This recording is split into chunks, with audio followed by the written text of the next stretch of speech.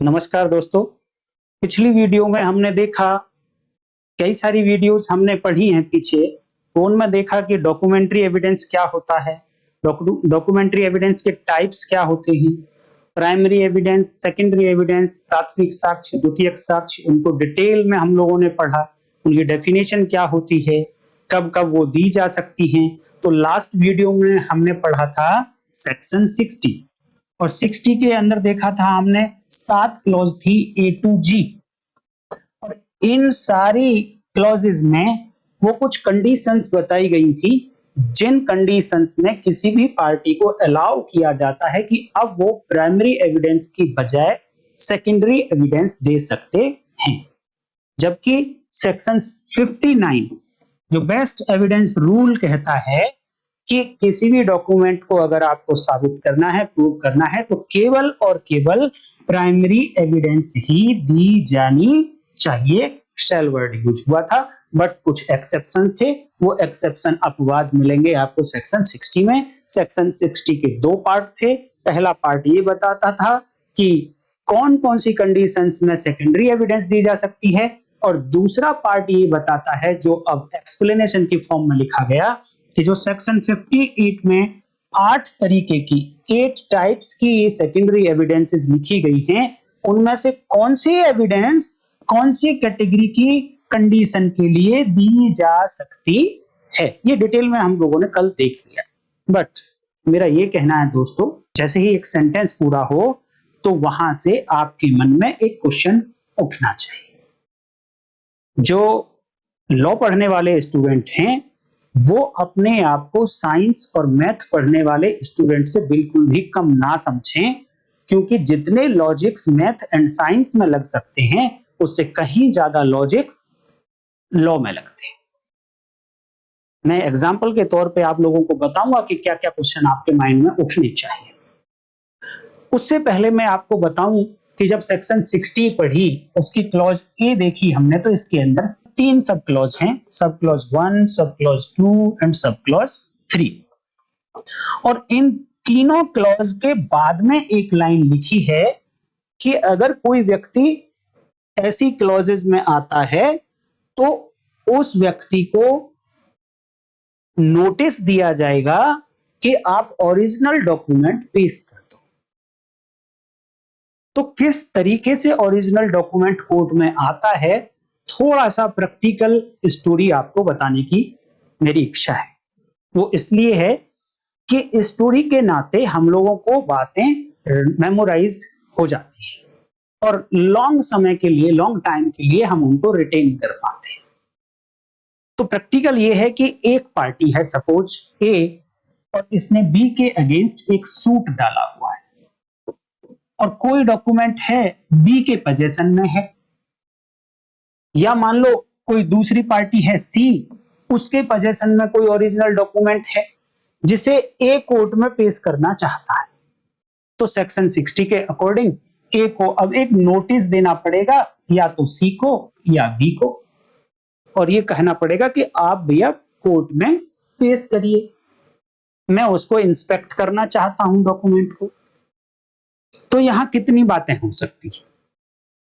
यहां पर हो सकता है कि ये पार्टी उस ओरिजिनल डॉक्यूमेंट को लेकर आए, या ये डॉक्यूमेंट को नहीं लेकर आए। सिमिलरली यहां होगा कि ये सी इस डॉक्यूमेंट को लेकर आए, या हो सकता है कि नहीं आए। तो आपके माइंड में अब ये पिक्चर आनी चाहिए, ये क्वेश्चन आपकी तरफ से उठना चाहिए कि अगर लेके आया तो किसके राइट अफेक्ट होंगे, किसके राइट्स क्रिएट हो जाएंगे। इट मींस किस किसकी सिचुएशन में कोई चेंज आएगा क्या, और अगर नहीं लेकर आया तो किसके राइट क्रिएट होंगे और किसके राइट अफेक्ट होंगे। क्या इनके लिए कोई प्रावधान, कोई प्रोविजन भारतीय साक्ष्य अधिनियम क्या, या फिर किसी दूसरे लॉ में लिखा हुआ है क्या। इस तरीके से क्वेश्चन आपके माइंड में आना चाहिए। तो प्रैक्टिस में ये होगा कि जैसे ही नोटिस दिया गया, तो मान लो कि ये इस डॉक्यूमेंट को लेकर आ गया, थोड़ी देर के लिए मान लेते हैं, क्योंकि नोटिस दिया गया है तो लेकर आ गया। अब जिस पार्टी ने नोटिस दिया था, वो पार्टी इस डॉक्यूमेंट को एविडेंस बनाने से पहले इस डॉक्यूमेंट को इंस्पेक्ट करेगी, इस डॉक्यूमेंट को देखेगी।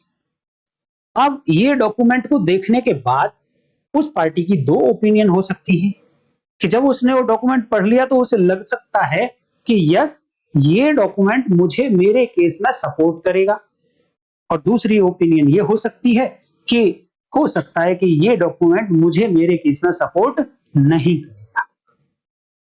तो अब आप कॉमन सेंस से बताइए, अगर आप उस व्यक्ति के जगह पर हैं तो जैसे ही आपको डॉक्यूमेंट प्रोड्यूस किया और आपने इंस्पेक्ट किया और आपको लगा कि ये डॉक्यूमेंट आपको सपोर्ट नहीं करेगा, तो क्या आप उस डॉक्यूमेंट को कभी भी एविडेंस बनाएंगे? आपकी कॉमन सेंस क्या कहती है? जरा कमेंट करके बताइए। सभी की कॉमन सेंस यही कहती होगी कि अब ऐसे डॉक्यूमेंट को एविडेंस का पार्ट नहीं बनाया जाएगा। तो प्रैक्टिकल में वो पार्टी जिसने डॉक्यूमेंट मंगाया था, जिसने वो इंस्पेक्ट किया, वो ये कह सकती है कि भैया आप आए, आपका खर्चा हुआ है, आप ये डाइट मनी पकड़ो, और मैं इस डॉक्यूमेंट को कोर्ट के सामने पेश नहीं करना चाहता हूं, इस डॉक्यूमेंट को मैं एविडेंस साक्ष्य नहीं बनाना चाहता हूं इस सूट में। तो अब आपके मन में एक क्वेश्चन आना चाहिए कि वो पार्टी, जो पार्टी इस डॉक्यूमेंट को लेकर आई, क्या उसका कोई राइट क्रिएट हो जाता है? और अगर उसका कोई राइट क्रिएट हो जाता है तो क्या उसके राइट को प्रोटेक्ट करने के लिए कोई प्रोविजन भारतीय साक्ष्य अधिनियम में है? इस तरीके से आपके माइंड में क्वेश्चंस उठने चाहिए, और भी क्वेश्चन उठने चाहिए। देखिए, इस सिचुएशन का मैं जवाब दूंगा, इस सिचुएशन का जवाब मैं दूंगा, लेकिन इससे पहले एक दूसरी सिचुएशन देखिए कि ए ने नोटिस दिया बी को, बट बी ने रिफ्यूज कर दिया। ये बी वो पार्टी है जिसके अगेंस्ट सूट डाला ए ने। अब बी ने रिफ्यूज कर दिया ए के नोटिस पर कि मैं इस डॉक्यूमेंट को नहीं पेश कर रहा हूं। वो रिफ्यूज कर सकता है, उसकी मर्जी कि वो पेश करे या वो रिफ्यूज करे। उसने रिफ्यूज करना चूज किया, तो अब जैसे ही उसने वो रिफ्यूज कर दिया तो ए तो अब सेकेंडरी एविडेंस देने के लिए एंटाइटल्ड हो गया। अब जैसे ही वो कोई सेकेंडरी एविडेंस लेकर आया ए कोर्ट में, तो बी को तो देखे, बी को तो कॉपी दी जाएगी। जब भी ए कोई डॉक्यूमेंट कोर्ट में सबमिट करेगा, उसकी एक कॉपी उसकी अपोजिट पार्टी को, एडवर्स पार्टी को दी जाएगी। और जैसे ही वो एडवर्स पार्टी इस सेकेंडरी एविडेंस को पढ़ती है तो वो देखता है कि ये तो मेरे पास जो ओरिजिनल डॉक्यूमेंट रखा है उससे कुछ अलग है। अब अलग है तो अब बी क्या चाहेगा? अब बी तो एडवर्स पार्टी ये चाहेगी कि इस डॉक्यूमेंट को मैं कंट्राडिक्ट करूं मेरे जो पास रखे हुए ओरिजिनल डॉक्यूमेंट से, क्योंकि असली एविडेंस तो ओरिजिनल डॉक्यूमेंट है। लेकिन कंट्राडिक्ट करने के लिए क्या करना पड़ेगा उसको? कि वो ओरिजिनल डॉक्यूमेंट कोर्ट में लाके कोर्ट के सामने पेश करना पड़ेगा। ये वही डॉक्यूमेंट है जिसको वो पहले मना कर चुका है एक बारी कि मैं पेश नहीं करना चाहता हूं। तो क्या यहां पर वो पेश कर सकता है या नहीं कर सकता है? ये प्रोहिबिटेड है पेश करना या रिस्ट्रिक्टेड है? रिस्ट्रिक्टेड का मतलब प्रतिबंधित है, और प्रोहिबिटेड का मतलब निषेध है। और प्रोहिबिटेड का मतलब कि वो बिल्कुल ही नहीं कर सकता, उसका राइट टोटल बैन हो गया। और रिस्ट्रिक्टेड का मतलब कि राइट थोड़ी देर के लिए रुका है, कुछ कंडीशंस पूरी अगर कर ली जाएंगी तो उसका राइट है कि वो फिर पेश कर सकता है ऐसे डॉक्यूमेंट। तो क्या इसके लिए भारतीय साक्ष्य अधिनियम में कोई प्रावधान है, कोई प्रोविजन है? ऐसा आपके माइंड में आना चाहिए, अगर आप एक लॉजिकल माइंड के लॉ स्टूडेंट हैं या लॉ प्रैक्टिस कर रहे हैं। अगर ऐसे क्वेश्चन आपके माइंड में नहीं आएंगे तो लॉ आप रट तो लेंगे, लेकिन सचमुच में आप लॉ सीख नहीं पाएंगे। और ऐसे क्वेश्चन उठाने की आदत डालनी पड़ेगी आपको, तभी आदत बनेगी। अगर आपने आदत नहीं डाली तो ये हैबिट कभी डेवलप ही नहीं होगी, आप कभी क्वेश्चन पूछ ही नहीं पाएंगे। तो इन सब बातों के आंसर दूं तो उनसे पहले मैं आपको सेक्शन 60 जो लास्ट वीडियो में पढ़ाई थी उस पर थोड़ी देर के लिए लेकर चलना चाहता हूं। तो देखिए सेक्शन 60 क्या कहती है। तो देखिए, बहुत मामूली सा बताऊंगा मैं सेक्शन 60 के बारे में, किस तरीके से क्वेश्चन उठते हैं। आज की वीडियो में प्रैक्टिकल सिचुएशंस ही ज्यादा डिस्कस करूंगा, और साथ के साथ कहीं ना कहीं लॉ भी हम पढ़ते रहेंगे, हमारी सेक्शंस भी आगे बढ़ती रहेंगी। मैं ये जानना चाहता हूं कि सेक्शन 60 में जो ये 3 क्लॉज लिखी है, सेक्शन 60 में जो क्लॉज ए लिखी और इस ए के अंदर ये जो 3 सब क्लॉज लिखी है, इनके नीचे एक लाइन लिखी है, and when after the notice mentioned in section 64 such person does not produce it. तो इसका मतलब तो ये है कि जब जो व्यक्ति सेकेंडरी एविडेंस द्वितीयक साक्ष्य पेश करना चाहता है, उसने नोटिस दिया ऐसे पर्सन को जो इन 3 कैटेगरी में से किसी में भी आता है, जो लास्ट वीडियो में हम पढ़ चुके हैं, लेकिन वो उस व्यक्ति ने ऐसे डॉक्यूमेंट को पेश करने से मना कर दिया, पेश नहीं किया कोर्ट में, तो क्या ये लाइन इन तीनों सब क्लॉजेस के साथ पढ़ी जाएगी या केवल इस लास्ट वाली सब क्लॉज के साथ पढ़ी जाएगी? अगर सबके साथ पढ़ी जाएगी तो सारे लोगों को नोटिस देना पड़ेगा, और केवल लास्ट वाले के साथ पढ़ी जाएगी तो फिर ये जो 2 कैटेगरी के लोग हैं, फर्स्ट एंड सेकंड, इनको नोटिस देने की आवश्यकता नहीं है। मेरा ये मानना है, मानना भी नहीं है कि यही बात ठीक है कि ये क्लॉज तीनों सब क्लॉजेज के साथ पढ़ी जाएगी, ये वाली लाइन। इट मींस तीनों कैटेगरी में फॉल करने वाले लोगों को नोटिस देना पड़ेगा। इसका एक एक्सेप्शन है, वो क्या है और कौन सा नोटिस की बात हो रही है? सेक्शन 64, और ये भारतीय साक्ष्य अधिनियम की है सेक्शन। तो हमें देखना चाहिए कि ये सेक्शन 64 कहती क्या है। तो देखिए सेक्शन 64 कहती क्या है, मैं अभी आपको दिखा देता हूं। तो देखिए सेक्शन 64 कहती है, secondary evidence of the contents of document referred to in clause A of section 60। तो ये सेक्शन 64 किस पर एप्लीकेबल होती है? पहली बात, किस पर एप्लीकेबल होती है? Clause A of section 60। और क्लॉज ए का मतलब उसके अंदर लिखी गई तीनों सब क्लॉज। तो क्लियर हो गया कि वो जो सेक्शन 64 की बात हो रही है सेक्शन 60 में, वो तीनों क्लॉज पर एप्लीकेबल होती है और तीनों कैटेगरी में फॉल करने वाले लोगों को नोटिस देना पड़ेगा। लेकिन यहीं पर इस बात के कुछ एक्सेप्शंस भी लिखे हुए हैं।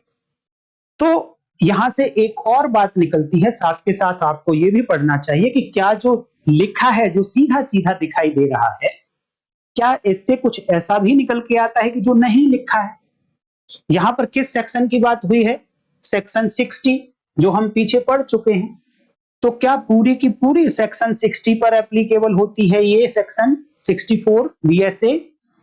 तो चेक करो किस पर लागू होती है। कहता है only the document referred to in clause A of section 60। Section 60 में क्लॉज ए से लेकर जी तक हैं, लेकिन सभी पर एप्लीकेबल नहीं है सेक्शन 64। ये केवल और केवल क्लॉज ए पर एप्लीकेबल है, और क्लॉज ए के अंदर 3 सब क्लॉज है, तो तीनों पर एप्लीकेबल हो गई। लेकिन एक्सेप्शन क्या कहेंगे, पहले पूरी सेक्शन देखते हैं कि अगर मामला ऐसा है कि डॉक्यूमेंट क्लॉज ए में लिखे हुए डॉक्यूमेंट हैं और उन लोगों के पोजीशन में हैं, तो शैल नॉट बी गिवन। ये जो सेकेंडरी एविडेंस है, शैल नॉट बी गिवन, ये नहीं दी जा सकती unless the party proposing to give such secondary evidence has previously given to the party in whose possession or power the document is, or to his advocate or representative such notice to produce it as is prescribed by law, and if no notice is prescribed by law, then such notice as court considers reasonable under the circumstances of the case। यहां पर यह कहा गया कि secondary evidence जो section 60 clause A के आधार पर कोई पार्टी देना चाहती है, तो जब तक नहीं दे पाएगी जब तक सेक्शन 64 का नोटिस उस पार्टी को नहीं दे देगी उस ओरिजिनल को प्रोड्यूस करने के लिए। अब आधी बात तो ये हुई और आधी बात ये है कि वो नोटिस किस किस को दिया जा सकता है। डायरेक्ट पार्टी को दिया जा सकता है, उस व्यक्ति को दिया जा सकता है जिसके पोजीशन में ओरिजिनल है, उसके एडवोकेट को दिया जा सकता है, उसके रिप्रेजेंटेटिव को दिया जा सकता है। तो 3 लोगों को ये नोटिस दिया जा सकता है। किस फॉर्मेट पे दिया जा सकता है? तो इसने कहा कि अगर लॉ ने कोई फॉर्मेट बनाकर दिया हुआ है, जैसे कि जनरली फॉर्म दे दिए जाते हैं उस एक्ट के लास्ट में शेड्यूल बना करके इस फॉर्म पर ये नोटिस दिया जाएगा, लेकिन भारतीय साक्ष्य अधिनियम में ऐसा कोई फॉर्मेट नहीं दिया गया है। तो पहली बात तो ये थी कि जैसा लॉ ने प्रेस्क्राइब किया वैसा नोटिस दे देना। अगर लॉ ने प्रेस्क्राइब नहीं किया हुआ है तो फिर कोर्ट जैसा कंसीडर करे उसको आप दे देना। तो फॉर्मेट के बारे में ये बात हुई कि कोई फिक्स फॉर्मेट है नहीं। अब इसके कुछ एक्सेप्शंस यहां लिखे हैं कि पहली बात तो ये कहती कि भाई आपको नोटिस तो देना ही पड़ेगा, लेकिन कुछ कंडीशंस ऐसी हैं जब आपको ऐसा नोटिस नहीं देना फिर भी आप एंटाइटल्ड हो जाएंगे द्वितीयक साक्ष्य सेकेंडरी एविडेंस कोर्ट में प्रोड्यूस करने के लिए इंस्टेड ऑफ ओरिजिनल। क्या क्या कंडीशंस हैं पहले देखिए, प्रोवाइजो में लिखा क्या है। प्रोवाइजो कहता है provided that such notice shall not be required in order to render secondary evidence admissible in any of the following cases or in any other cases in which the court thinks fit to dispense with it। तो proviso में लिखा है exception, और exception में ये बोला कि जो ऊपर मेन बॉडी में हमने कहा कि नोटिस आपको देना है वो नोटिस की आवश्यकता नहीं है इन मैटर्स में। नीचे जो 6 मामले लिखे हैं, कितने मामले लिखे? 6 मैटर्स लिखे कि ये एक्सेप्शन है सेक्शन 64 के नोटिस के। नंबर 1 बात देखिए, एक सिचुएशन ये है कि आप मान लीजिए आपने एक सूट डाला है बी के अगेंस्ट, बी के पोजेशन में ओरिजिनल डॉक्यूमेंट है, आपने एक नोटिस इशू कर दिया बी के लिए कि आप ओरिजिनल डॉक्यूमेंट लेकर आइए, लेकिन बी ने उसको प्रोड्यूस नहीं किया तो आप सेकेंडरी एविडेंस देने लग गए। तभी बी ने कहा कि जी देखिए सेकेंडरी एविडेंस देने के लिए अभी एंटाइटल्ड नहीं है। क्यों? कोर्ट पूछेगी क्यों नहीं है, तो इसने जो मुझे नोटिस तो दिया ही नहीं अभी सेक्शन 64 का, जब तक नोटिस नहीं देगा तब तक ये एंटाइटल्ड नहीं होगा सेकेंडरी एविडेंस देने के लिए। आप बोलोगे कि जी मैंने तो नोटिस दिया है। आपने अगर नोटिस दिया है तो अब इस बात को प्रूव करना पड़ेगा कि आपने नोटिस दिया है। अब नोटिस क्या है? एक डॉक्यूमेंट है, डॉक्यूमेंट है उसके कंटेंट प्रूव करने हैं, उसकी एग्जिस्टेंस प्रूव करनी है कि हाँ वो नोटिस था भी और कंडीशन ऐसी थी उसकी पढ़ा जा सकता है। तो उसके कंटेंट को प्रूव करने के लिए, डॉक्यूमेंट को प्रूव करने के लिए अगेन सेक्शन 59 की आपको ओरिजिनल प्राइमरी एविडेंस देनी पड़ेगी, एक्सेप्ट कि उन मामलों में जहां पे सेक्शन 60 में लिखा है और सेक्शन 60 ने बोला कि ये डॉक्यूमेंट किसके पोजेशन में है, आपके अकॉर्डिंग आपकी एडवर्स पार्टी के पोजेशन में है। आपके एडवर्स पार्टी के पोजेशन में है तो इस डॉक्यूमेंट को ओरिजिनल कोर्ट में लाना पड़ेगा, उसके लिए आपको एक और नोटिस देना पड़ेगा। तो एक नोटिस दे दिया पहले, उसे मंगाने के लिए कोर्ट में एक और नोटिस देना पड़ेगा क्या? ये एक एक्सेप्शन है कि वो डॉक्यूमेंट जिसे सेकेंडरी एविडेंस से प्रूव करना चाहती है पार्टी, वो खुद वही नोटिस है सेक्शन 64 का, तो वो एक्सेप्शन है। वहां फिर आपको उस नोटिस को प्रूव करने के लिए अगला नोटिस देने की आवश्यकता नहीं है। आप सीधे सीधे सिर्फ इतना बता दो कि मैंने तो नोटिस दिया है, देखो ये रही इसकी पोस्ट ऑफिस की डिटेल, बाई पोस्ट भेजा था, या ये रही रिसिप्ट, मेरे पास फोटोकॉपी है, मैंने भेजा था, लेकिन क्योंकि सेक्शन 64 के एक्सेप्शन में फॉल करता हूं, ये वो नोटिस है जिसके लिए नोटिस देने की आवश्यकता नहीं है, तो मैं सेकेंडरी एविडेंस दे रहा हूं इस फैक्ट को प्रूव करने के लिए कि मैंने नोटिस दिया था। क्योंकि जब तक ये प्रूव नहीं होगा कि मैंने नोटिस दिया था तो फिर सेकेंडरी एविडेंस उस डॉक्यूमेंट की, जो डॉक्यूमेंट मंगाया जाना था इस नोटिस के थ्रू, उसकी सेकेंडरी एविडेंस देने के लिए एंटाइटल नहीं होगा। तो पहला exception, when the document to be proved itself a notice, वही नोटिस है जो नोटिस दिया गया था सेक्शन 64 का। तो ऐसे मामले में आपको नोटिस देने की आवश्यकता नहीं है ऐसे नोटिस को प्रूव करने के लिए। नेक्स्ट एक्सेप्शन है, when from the nature of the case the adverse party must know that he will be required to produce it। मान लो केस ही ऐसा है, केस का नेचर ऐसा है कि जो एडवर्स पार्टी है जिसके पोजेशन में ओरिजिनल डॉक्यूमेंट है, वो जानती है ये बात कि ये ओरिजिनल डॉक्यूमेंट उन्हें कोर्ट में पेश करना ही पड़ेगा, नहीं तो वो केस को हार जाएंगे, ऐसा डॉक्यूमेंट है। तो ऐसे डॉक्यूमेंट के लिए भी सेक्शन 64 का नोटिस देने की आपको आवश्यकता नहीं है, सीधे सीधे उसके लिए सेकेंडरी एविडेंस आप दे सकते हो। दूसरा एक्सेप्शन। तीसरा exception, when it appears or is proved, when it appears or is proved that the adverse party has obtained possession of the original by fraud or by force। Exception देखिए, principle of natural justice के आधार पे ये Indian evidence act, भारतीय साक्ष्य अधिनियम तैयार किया गया है।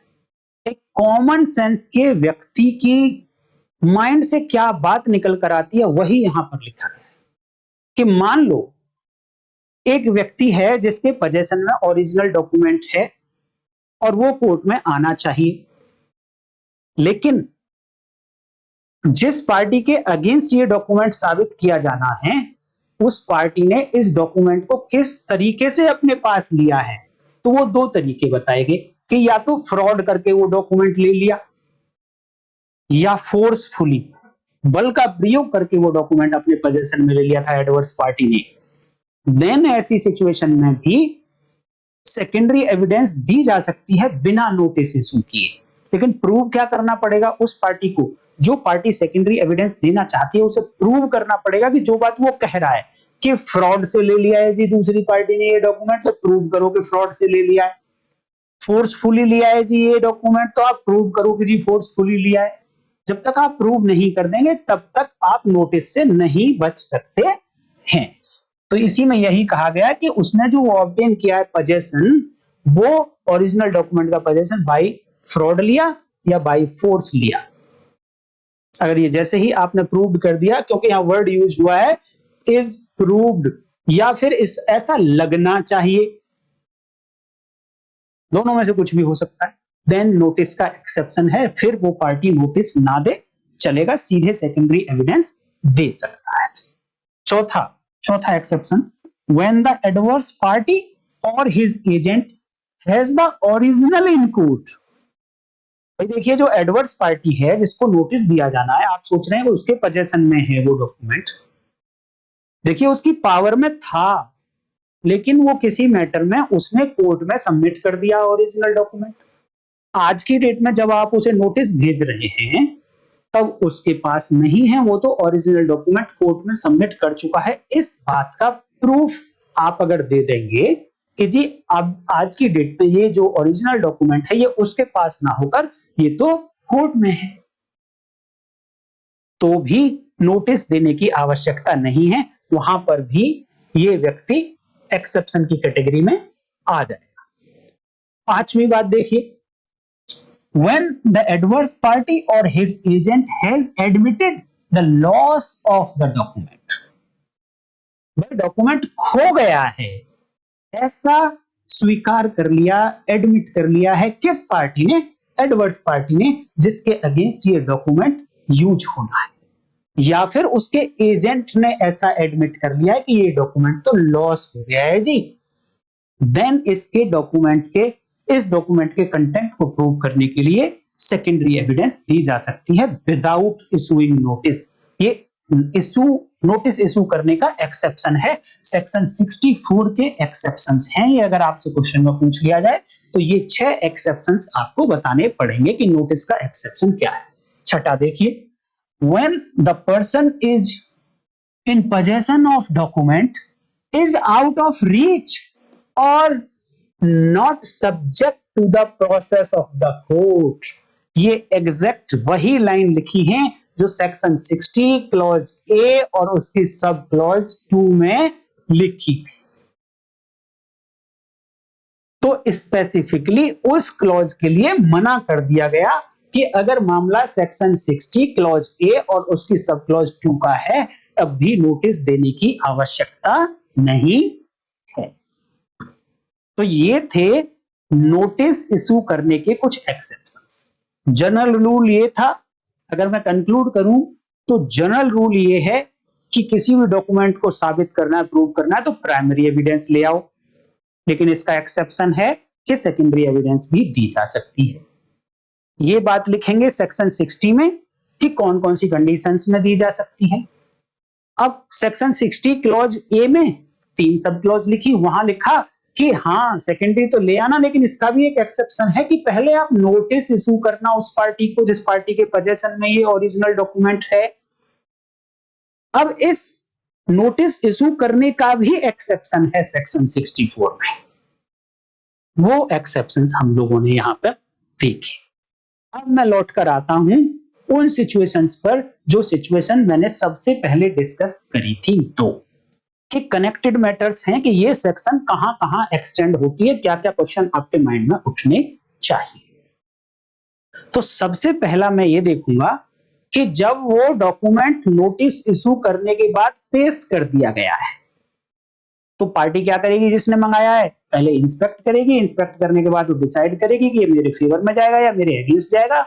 अगेंस्ट जाता दिखेगा तो वो कह देगी ठीक है जी मैं इसको एविडेंस नहीं बनाना चाहता हूं। तो वो पार्टी जिसने पेश किया है ये डॉक्यूमेंट नोटिस पर, वो चाहे तो इसको वापस ले जाए। अब चाहे तो क्या कर सकती है, ये देखिए बात आती है सेक्शन 166 भारतीय साक्ष्य अधिनियम, जो पहले 163 इंडियन एविडेंस एक्ट हुआ करता था।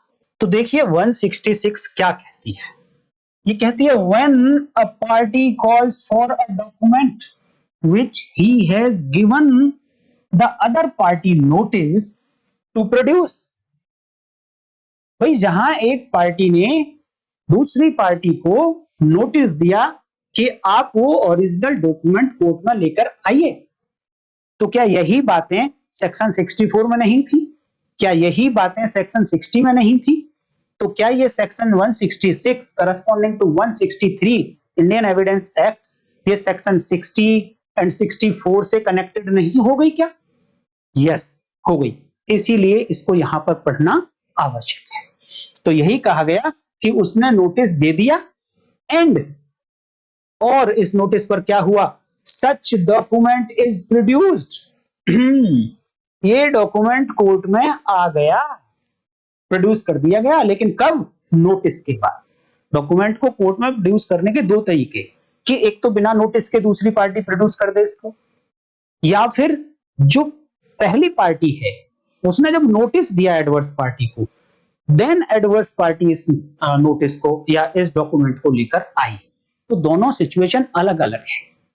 तो यहां पर कौन सी सिचुएशन है, जब नोटिस इशू कर दिया देन वो पार्टी जिसके पोजीशन में था सेक्शन 60 क्लॉज ए वाली 3 कैटेगरी, उनमें से सेकंड वाली को तो छोड़ दो क्योंकि नोटिस वहां पर इशू ही नहीं करना। जब नोटिस इशू नहीं करना तो ये वाली सेक्शन 60 उसकी क्लॉज ए और उसकी सब क्लॉज 2 पर एप्लीकेबल नहीं होती है, क्योंकि ये सेक्शन तभी एप्लीकेबल होगी जब पार्टी ने नोटिस इशू करके डॉक्यूमेंट को मंगाया था और वो डॉक्यूमेंट कोर्ट में प्रोड्यूस कर दिया गया है and the party has inspected the document.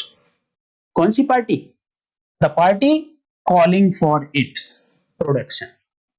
जिस पार्टी ने ये डॉक्यूमेंट मंगाया उसने क्या कंडीशन है इसके लिए, नंबर 1 नोटिस इशू किया था, नंबर 2 वो डॉक्यूमेंट आ गया, प्लस नंबर 3 उस पार्टी ने इसका इंस्पेक्शन कर लिया।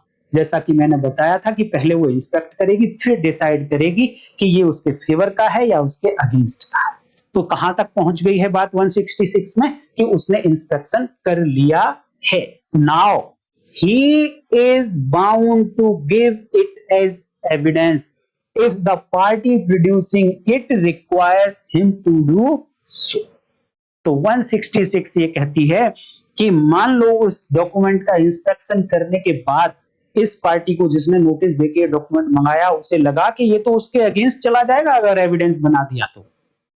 अब वो ये चाहता है कि नहीं जी आप अपने डॉक्यूमेंट को वापस ले जाओ, मैं इसको एविडेंस नहीं बनाना चाहता हूं। तो पहली बात तो उसको रोका गया है, he is bound to give it as evidence। पहली बात तो ये कह दिया कि अब तो भैया अगर आपने इंस्पेक्ट कर लिया है इस डॉक्यूमेंट को तो अब तो इसे एविडेंस के तौर पर आपको कोर्ट में देना ही पड़ेगा। एक कंडीशन बता दी, इसका एक्सेप्शन कि अगर आप चाहें इसको नहीं देना चाहते हैं तो फिर दूसरी पार्टी जो लेकर आई है जिसने ये प्रोड्यूस किया है उसको मना लो। अगर वो पार्टी ये कहती है कि नहीं मुझे तो ये डॉक्यूमेंट अब एविडेंस बनवाना है, तो फिर जिस पार्टी ने मंगाया है वो पार्टी बाउंड है कि अब तो ये एविडेंस बनाना ही पड़ेगा। इट मींस ये डिपेंड करेगा उस पार्टी के ऊपर जो पार्टी नोटिस के आधार पर इस डॉक्यूमेंट को लेकर आई है। अगर वो चाहती है कि ठीक है इस डॉक्यूमेंट को आप मत बनाइए एविडेंस, तो आप वापस कर सकते हो, और अगर आप चाहते हो कि अभी इंस्पेक्शन मैंने कर लिया है मेरे फेवर में जा रहा है तब तो आप इसको एविडेंस बना ही सकते, बशर्ते कि वो डॉक्यूमेंट रेलेवेंट हो और एडमिसिबल भी हो। ओरिजिनल है तो एडमिसिबल तो हो ही जाएगा, बस रेलेवेंट होना चाहिए। तो ये बात हुई सेक्शन 166 में। कौन सी वाली सिचुएशन डील हो गई अब यहां पर? पहली सिचुएशन कि वो लेकर डॉक्यूमेंट आ गया, उस पार्टी जिसने मंगाया उसने इंस्पेक्ट कर लिया, अब वो वापस नहीं कर सकती जब तक कि वो पार्टी जो लेके आई है वो एडमिट ना कर ले कि हाँ ठीक है जी आप इसको एविडेंस के तौर पर मत दो। अगर वो पार्टी कहती है कि नहीं जी इसको तो एविडेंस बनाओ, तो अब इस व्यक्ति को जिसने मंगाया है उसे एविडेंस बनाना पड़ेगा। ये कहती है 166। अब देखते हैं दूसरी सिचुएशन क्या कहती है। उसके लिए देखिए 167। 167 में यही इलस्ट्रेशन जो मैंने आपको सुबह शुरू में बताया था ये यहां पर लिखा गया है, आप पढ़ लीजिएगा बेयर एक्ट से, मैं उसको दोबारा से रिपीट नहीं करूंगा। सेक्शन आपको दिखाता हूं 167 कहती क्या है।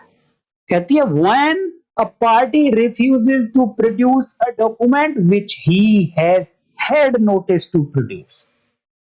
दूसरी सिचुएशन में यही बताया था ना कि एक पार्टी ने नोटिस दे दिया, एग्रीमेंट वाला था, ये एग्रीमेंट है, लेकिन जिस पार्टी के पोजेशन में ये ओरिजिनल था उसने मना कर दिया। अब सेकेंडरी एविडेंस देने के लिए एंटाइटल्ड हो गई दूसरी पार्टी। दूसरी पार्टी ने सेकेंडरी एविडेंस फोटोकॉपी जब दी तो वो तो रजिस्टर्ड दिखाया जा रहा था।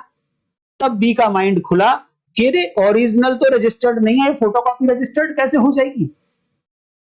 देन वो कहता है कोर्ट को कि मैं अब इसको कंट्राडिक्ट करना चाहता हूं, इस एग्रीमेंट को उससे, उस ओरिजिनल से जो मेरे पास रखा है, जिसके लिए नोटिस हुआ था मुझे लेकिन मैंने प्रोड्यूस नहीं किया। तो अब वो ऐसा नहीं कर सकता है। कहां लिखा गया? सेक्शन 167। हाँ ऐसा कर सकता है, लेकिन कब?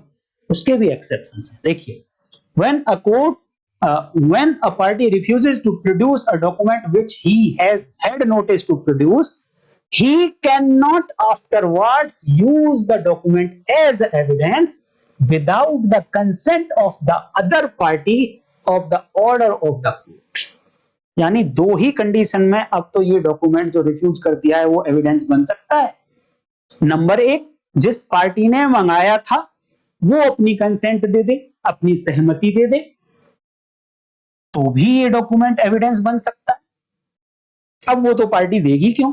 हो सकता है कुछ सिचुएशंस में दे भी दे, या फिर वो पार्टी कंसेंट नहीं देती है तो दूसरा ऑप्शन बताया कि कोर्ट ऐसा ऑर्डर कर दे कि yes in the interest of justice, for the doing the justice, ये डॉक्यूमेंट तो एविडेंस बनना चाहिए।